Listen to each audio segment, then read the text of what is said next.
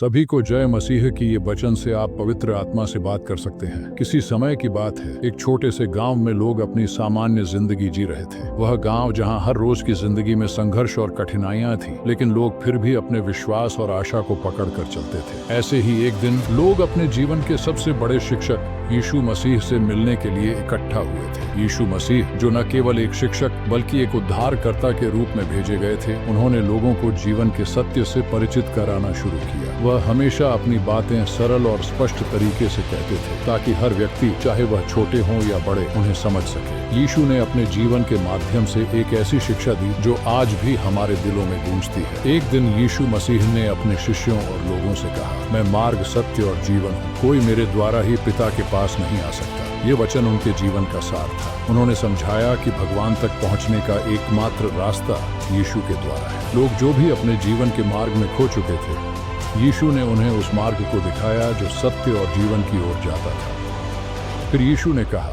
जो मुझसे प्रेम करता है वह मेरे वचन का पालन करता है। उन्होंने यह सिखाया कि प्रेम केवल शब्दों में नहीं बल्कि कर्मों में होना चाहिए। जब कोई व्यक्ति यीशु के वचन को अपनी जिंदगी में अपनाता है, तब वह उनके प्रेम का सच्चा अनुभव करता है। यीशु ने यह भी कहा, तुम में से जो कोई बड़ा बनना चाहता है, वह तुम्हारे सेवक जैसा बनना चाहिए। इस वचन ने लोगों को यह समझाया कि महानता दूसरों की सेवा करने में है, न कि अपनी शक्ति और अधिकार का घमंड करने में। यीशु ने खुद को एक नमूना दिखाया और अपने शिष्यों के पैर धोकर उन्हें यह शिक्षा दी कि एक सच्चा नेता वही है जो दूसरों के लिए जीवन जीता है। एक बार यीशु ने अपने शिष्यों से कहा, जो कोई मुझसे विश्वास करेगा, वह जो कार्य मैं करता हूं वह भी करेगा और इससे भी बड़े कार्य करेगा। इस वचन से यह समझ आता है कि विश्वासियों में एक अनोखी शक्ति है और वे यीशु के कार्यों को जारी रख सकते हैं, यहाँ तक कि उनसे भी बड़े कार्य कर सकते हैं। यीशु ने मत्ती के किताब में कहा, तुम्हारा विश्वास छोटा सा ही क्यों ना हो, यदि तुम पर्वत से कहोगे कि तू यहाँ से उखड़कर समुद्र में जा, तो वह हो जाएगा। इसका अर्थ यह था कि जब हम ईश्वर पर विश्वास करते हैं तो हम असंभव को भी संभव बना सकते हैं। हमारा विश्वास इतना मजबूत होना चाहिए कि हम कठिन से कठिन परिस्थितियों में भी भगवान की सहायता पर भरोसा करें। इसके बाद यीशु ने कहा, मैं तुम्हें शांति देता हूँ, मैं तुम्हारे जैसे संसार नहीं देता। संसार की शांति अस्थायी होती है, लेकिन यीशु की दी हुई शांति शाश्वत और सच्ची होती है।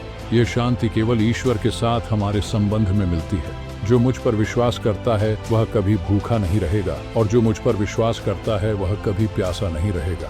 यीशु ने यह वचन देते हुए बताया कि वह हमारे भौतिक और आत्मिक आहार की आवश्यकता को पूरा करने के लिए आए थे। जो ईश्वर पर विश्वास करता है उसकी आत्मा कभी भी खाली नहीं रहती, बल्कि वह हमेशा संतुष्ट रहती है। एक और महत्वपूर्ण वचन था, तुम लोगों को माफ करोगे तो तुम्हारा स्वर्गीय पिता भी तुम्हें माफ करेगा। यीशु ने माफी की अहमियत को बताया। अगर हम दूसरों को माफ कर सकते हैं तो ईश्वर भी हमारी गलतियों को माफ कर देता है। यह वचन हमें सिखाता है कि हमें दूसरों के प्रति दया और करुणा दिखानी चाहिए। अंत में यीशु ने कहा, मैं तुमसे प्रेम करता हूँ जैसे पिता ने मुझसे प्रेम किया। इस वचन के माध्यम से यीशु ने हमें यह समझाया कि उनका प्रेम अनमोल और अपरिवर्तनीय है। जैसे भगवान पिता ने उन्हें प्रेम किया, वैसे ही यीशु ने हमें भी प्रेम किया। यह प्रेम वह ताकत है जो हमें हर संकट से पार करने की शक्ति देती है। यीशु मसीह के ये वचन न केवल उस समय के लोगों के लिए थे, बल्कि आज भी हम उन्हें अपने जीवन में लागू करके सच्चे मार्ग पर चल सकते हैं। यीशु ने हमें यह सिखाया कि सत्य, प्रेम, विश्वास और सेवा में ही जीवन की असली अर्थ है। जब हम इन वचनों को अपने जीवन में अपनाते हैं तो हम न केवल खुद को बेहतर बनाते हैं, बल्कि समाज को भी एक बेहतर स्थान बना सकते हैं। अगर आपको हमारी वीडियो पसंद आई हो तो वीडियो लाइक करें और सब्सक्राइब करें और आगे भी ऐसी वीडियो के लिए जुड़े रहे। Praise the Lord.